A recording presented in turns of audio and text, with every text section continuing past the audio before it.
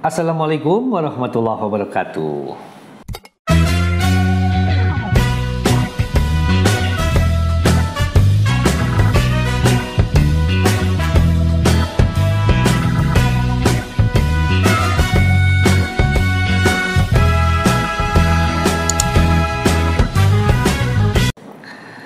Sobat Healthies, para pemirsa channel Dr. Handono Official. Tahu kenapa saya memakai baju warna ini? Ya, karena sekarang saya mau membahas tentang yang merah-merah, yaitu penyakit kurang darah atau anemia. Anemia adalah di mana kadar hemoglobin seseorang kurang dari normal. Ya, untuk anak bayi, anak kecil, dewasa, wanita, dan pria, kadar Hb yang normal memang berbeda-beda. Namun, kadar Hb yang baik sangat dibutuhkan untuk fungsi-fungsi tubuh kita. Pada seorang anak yang dalam masa pertumbuhan, semua nutrisi, semua oksigen diangkut oleh darah ke seluruh tubuh untuk memacu pertumbuhan.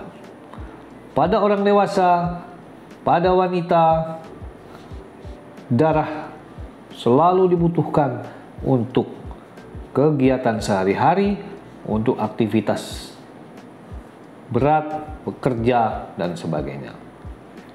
Demikian juga pada orang lanjut usia.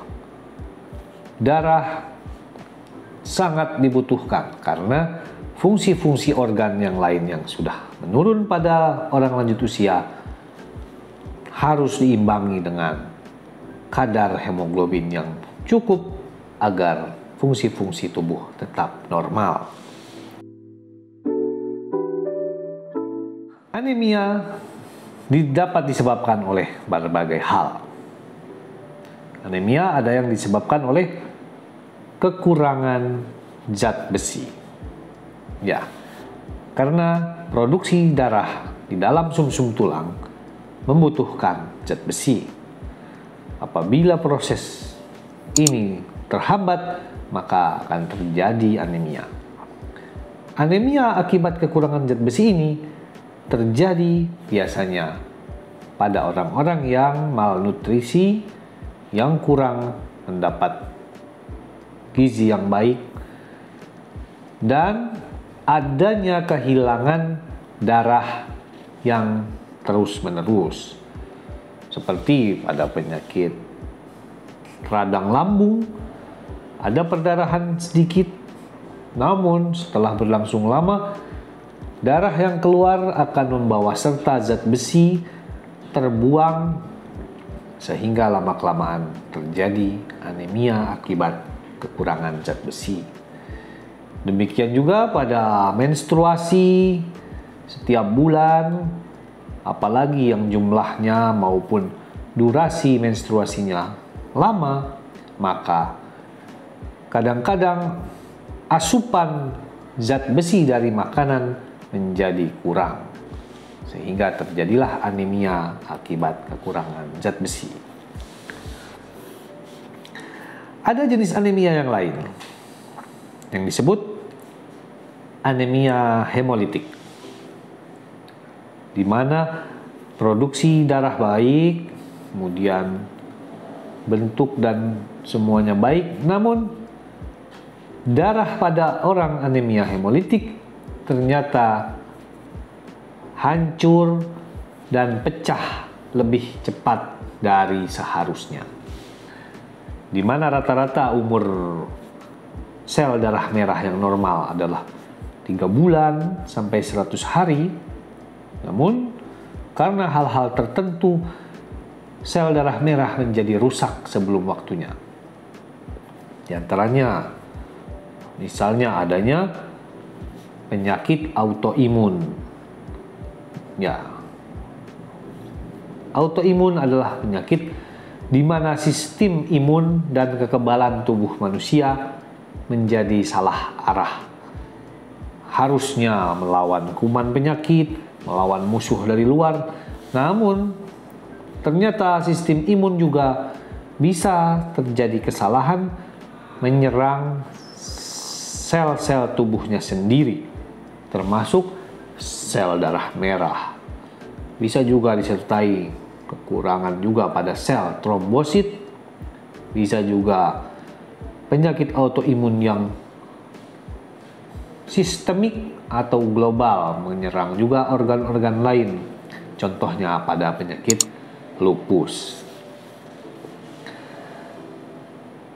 Untuk pasien dengan penyakit anemia karena autoimun, maka cara mengatasinya adalah dengan meredakan sistem imun yang terlalu berlebihan tadi. Maka diberikanlah obat-obat penekan imun, baik obat yang berupa golongan kortikosteroid maupun ada obat-obat imunosupresan seperti siklofosfamid, seperti ciklosporin dan sebagainya.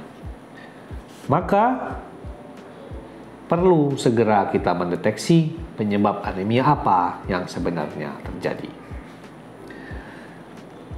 Kadang-kadang terjadi kerusakan sel darah yang lebih cepat namun bukan disebabkan oleh autoimun. Ya, bisa juga disebabkan karena faktor-faktor lingkungan. Ya, seperti ada penyakit hemolitik karena cuaca dingin, karena sifat sel darah merah yang tidak tahan terhadap suhu dingin. Ada penyakit di mana setiap pagi urin seorang penderita itu berwarna pekat seperti Coca-Cola atau seperti teh. Itu menandakan pada malam harinya terjadi kerusakan sel darah yang lebih besar dari seharusnya, sehingga menyebabkan perubahan pada urin. Atau ada yang disebut anemia hemolitik karena penyakit sickle cell anemia. Jadi sel darah merah yang normalnya berbentuk bulat, berbentuk cakram, pada penyakit ini menjadi berbentuk seperti sabit, ya, sabit.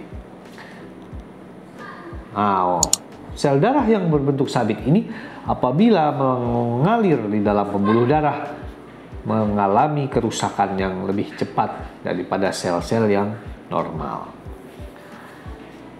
Kemudian ada penyakit anemia yang diakibatkan bawaan yang disebut penyakit talasemia.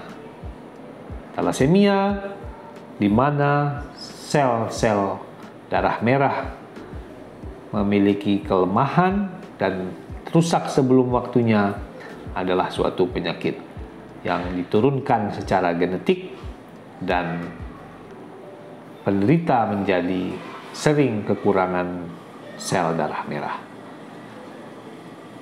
Pada penderita talasemia yang berat yang disebut dengan talasemia mayor, maka sejak kecil dan seumur hidupnya akan rutin membutuhkan transfusi darah. Lalu penyebab anemia yang lain yang tentu sudah jelas bisa kita prediksi, yaitu anemia karena pendarahan. Misalnya ada kecelakaan, terjadi luka yang memancar sangat cepat, maka terjadilah anemia karena pendarahan. Namun bisa juga pendarahan yang ada di dalam tubuh yang tidak terlihat, jumlahnya mungkin sedikit, namun karena berlangsung lama juga menyebabkan anemia karena pendarahan. Misalnya adanya wasir yang berlangsung lama, adanya misalnya infeksi di dalam pencernaan, paru-paru dan sebagainya yang menyebabkan anemia. Yang jelas, anemia pada orang-orang tertentu tidak harus mendapatkan transfusi darah. Misalnya pada anak muda yang terjadi anemia sudah kronis, artinya sudah berlangsung lama, maka tubuhnya telah beradaptasi dan menjadi kuat, tidak memiliki keluhan apa-apa. Maka pada anemia pada anak muda tidak selalu harus diberikan transfusi darah, kecuali apabila terdapat kondisi yang darurat. Ya, misalnya sudah terjadi sesak napas, terjadi gangguan hemodinamika, yaitu tekanan darah, detak jantung yang sudah terlalu cepat dan sebagainya, maka perlu dilakukan transfusi darah pada usia muda. Namun bagaimana bila terjadi anemia pada orang yang lemah? Misalnya pada orang tua. Pada orang tua, tadi sudah saya sebutkan bahwa organ-organnya seperti jantung, otak, paru-paru, dan pembuluh darahnya sudah tidak sekuat pada orang muda. Sehingga batas toleransi terhadap penyakit kurang darah akan berbeda. Pada anak muda, kadar Hb misalnya 8 bahkan 7, apabila sudah berlangsung lama biasanya tidak memiliki keluhan.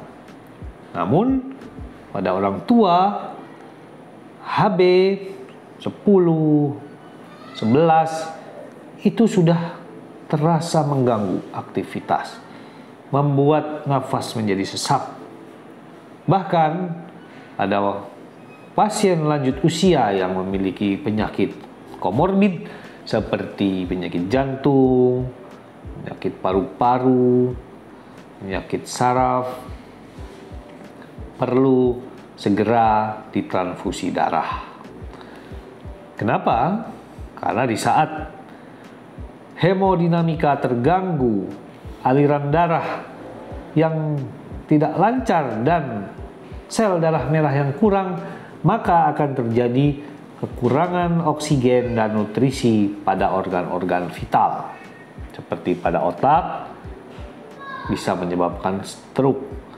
Pada jantung, bisa menyebabkan serangan jantung yang mendadak, menyebabkan gangguan napas, gangguan aktivitas sehari-hari, bahkan bisa menyebabkan pingsan. Bagaimana bila anemia terjadi pada anak-anak? Nah, anak-anak adalah masa keemasan di saat pertumbuhan dan perkembangan tubuh, otak, dan kecerdasan sedang melaju dengan pesat. Apabila terjadi anemia, maka akan terjadi kemunduran dalam tumbuh kembang anak. Disinilah perlu segera dideteksi apakah seseorang anak menderita anemia. Bila bisa diatasi penyebabnya, segera dilakukan pengobatan dan perlu segera diberikan suplemen anemia, bahkan dilakukan juga transfusi darah untuk mencapai kebutuhan fisiologis pada anak tersebut. Ada keadaan yang ketiga yang membuat seorang pasien anemia perlu segera mendapat transfusi darah. Ya, menurut saya pada wanita hamil jangan sampai terjadi anemia. Namun saat ini hampir semua wanita hamil anemia karena Banyak wanita tidak hamil pun sudah anemia, baik karena pola makan yang tidak sehat, kemudian kehilangan darah setiap bulan melalui menstruasi, kemudian berbagai infeksi pada wanita, kemudian kelelahan, dan juga sifat wanita yang lebih memilih dalam makanan, maka wanita hamil lebih rentan untuk terjadi anemia. Meskipun dokter dan juga tenaga kesehatan sudah memberikan suplemen penambah darah pada wanita hamil, namun banyak terjadi anemia. Hal ini tentu akan mempengaruhi janin yang sedang dikandung. Maka alangkah baiknya apabila terdapat keluhan anemia pada seorang wanita hamil, segera diobati dan ditangani sesegera mungkin, bahkan bila perlu melalui transfusi darah.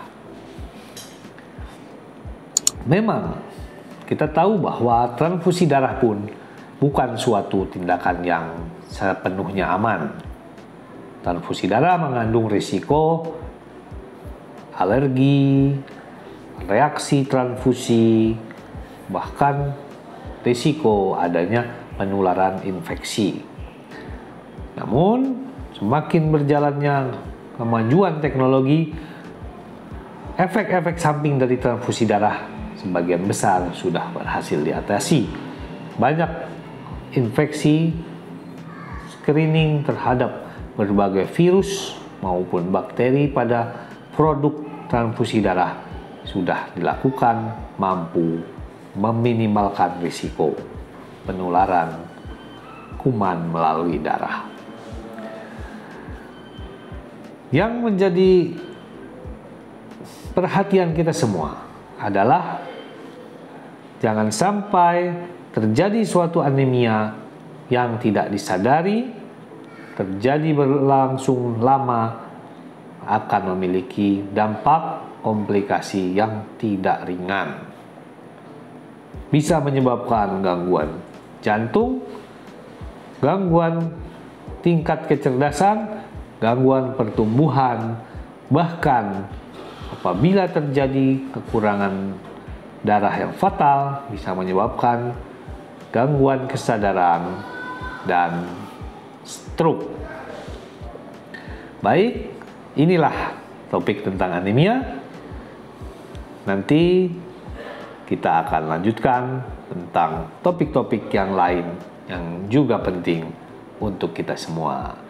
Jangan lupa selalu follow terus dan subscribe pada channel YouTube Dr. Handono Official. Apabila Sobat Healthy semua melihat dan merasakan manfaatnya, bisa diberitahukan ke teman-teman semua.